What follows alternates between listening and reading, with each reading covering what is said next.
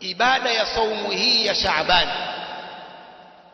Yakulu ahlul ilmi wal fahm, wanasema ahlul ilm, saumu hii ya Shaaban ni kama hizi rawatib, sunan zinazofanywa kabla ya sala alfajiri. Ndio hii sunna ya Shaaban, ni ratiba kabla ya Ramadhan, na ndio maana inatakiwa watu wafunge.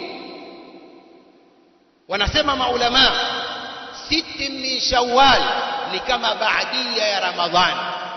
Kablia ya Ramadhan ni siyamu Shaaban, siku nyingi za Shaaban, na baadia ya Ramadhan ni siyamu siti min Shawwal. Na tunajua umuhimu wa sunanur rawatib. Umuhimu wa sunanur rawatib katika sala zinakamilisha upungufu wa sala za faradhi. Katika faida nyingine za siyamu Shaaban, wanasema maulama, ni kuitayarisha nafsi, kuitayarisha ili iwe tayari na saumu ya Ramadhani. Usije ukaichukulia ghafla ukafunga Ramadhani moja kwa moja kabla hujafunga sunna ya Shaaban. Unaitayarisha nafsi yako ili ijiandae na saumu ya Ramadhani. Hii ni faida nyingine ya saumu ya Shaaban.